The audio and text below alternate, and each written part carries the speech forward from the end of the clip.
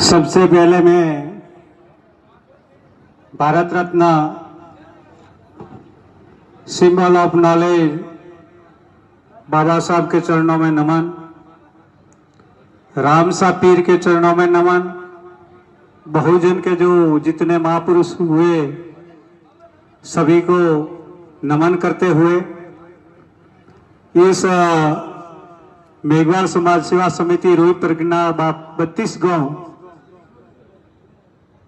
को जो यहाँ पिंडवाड़ा की पावन धरती पर कार्यक्रम हो रहा है प्रतिभावान समारोह, तो ये समारोह की जो शोभा बढ़ा रहे हैं अपने ढालोप से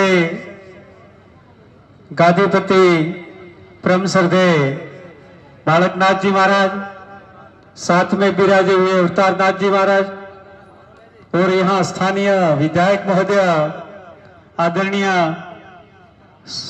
सोमाराम जी विधायक जी और प्रधानाचार्य मैडम जी, जो यहाँ चिकित्सा अधिकारी भी विराजे, अपने राजेश जी भी विराजे हैं। तो आज का जो कार्यक्रम हो रहा है बहुत भव्य कार्यक्रम है। सभी वक्ताओं ने बहुत अच्छी अच्छी बातें बताई है, जो बच्चों का किन तरीके से आगे बढ़ना है, कैसे किन तरीके से जो शिक्षा प्राप्त करनी, यह भी राहुल जी ने तो रिकॉर्ड तोड़ दिया है बिल्कुल। क्या जो जितना जो बच्ची को किन तरीके से आगे बढ़ना, बच्चों को किन तरीके आगे बढ़ना, जो बड़े बुजुर्गों को भी मोटिवेट कर दिया है। तो कहने का तो कुछ रखा ही नहीं है। तो भी मैं कहना चाहता हूं, आज की जो प्रतिभा है, बच्चे बच्चियां हैं, उनको कहना चाहता हूं कि जो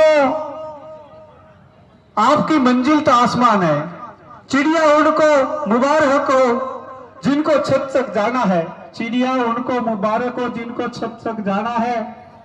आपकी मंजिल आसमान है, रास्ता आपको खुद ही बनाना पड़ेगा, रास्ता आपको खुद ही बनाना है। जो किसी के भरोसे रहेंगे तो कभी आप मंजिल तक नहीं पहुंच पाओगे। किसी का भरोसा नहीं करना, किसी का विश्वास नहीं करना। जो विश्वास करना है, भरोसा करना है, तो वो आपकी मेहनत पर ही करना पड़ेगा। मेहनत ही आपको मंजिल तक पहुंचा पाएगी। ठेकेदार भी बन सकते हो, बड़े बड़े बिजनेसमैन बन सकते हो, उद्योगपति भी बन सकते हो, पर आप कोशिश करोगे तब। आप कोशिश नहीं करें, घर बैठे बैठे आपके हम ऐसा बन जाएंगे, ऐसा बने, कभी नहीं बनोगे। तो आप मेहनत करके आगे उनके पीछे लगना पड़ता है, तभी आप कर सकते हो। और जो यहाँ बड़े बुजुर्ग भी विराजमान है, माता बहनें भी विराजमान है, उनको भी मैं कहना चाहता हूँ कि जो अपने जीवन के निर्माण के लिए 3 चीज आपके पास में होनी बहुत जरूरी है। ये 3 चीज कौन सी है? आप अभी तक राहुल जी ने, ये सभी ने बात, मैडम जी ने बहुत अच्छी बात बताई संस्कार की भी, ये सभी ने बात बता दी है। तो भी मैं कहना चाहता हूँ 3 चीज कौन सी? शिक्षा, संस्कार और स्वाभिमान। ये 3 चीज आपके पास में होनी बहुत जरूरी है।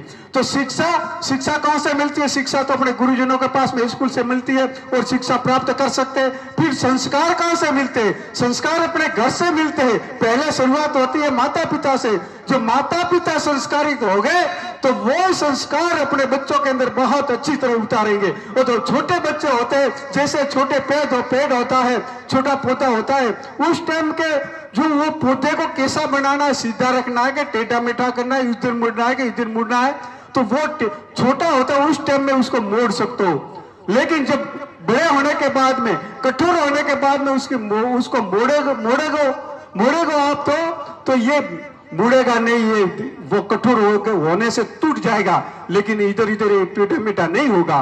तो इसी तरह जो बच्चा छोटा होगा, जो छोटे बच्चे के अंदर आपने अच्छा संस्कार सींच लिया, तो वो बच्चा वो छोटे बच्चे के अंदर संस्कार उनके दिमाग के अंदर बैठ जाएंगे, तो ये पूरी जिंदगी भर वो संस्कार काम आएंगे। तो संस्कार गुरुजनों, माता पिता से भी मिलते हैं, घर के वातावरण से भी मिलते हैं, अड़ोस पड़ोस का जो माहौल है उनसे भी मिलते हैं, गुरुजनों से भी मिलते हैं, साधु संतों के पास में जो सही मार्गदर्शक हैं उनको पास से भी मिलते हैं। और संस्कार छोटे को भी लेने की जरूरत है और बड़े को भी लेने की जरूरत है। ऐसा नहीं है कि छोटे बच्चे ही संस्कार ले सकते हैं। देखो इधर बैठे हैं युवा साथी बिराजे खड़े हैं, तो उनमें से जो इधर बैठे बैठे कोई गुटखा खाकर पिचकारी मारेगा तो आपको अच्छा लगेगा? उनको संस्कार लेने की जरूरत है कि नहीं है? तो उनको भी संस्कार लेने की जरूरत है।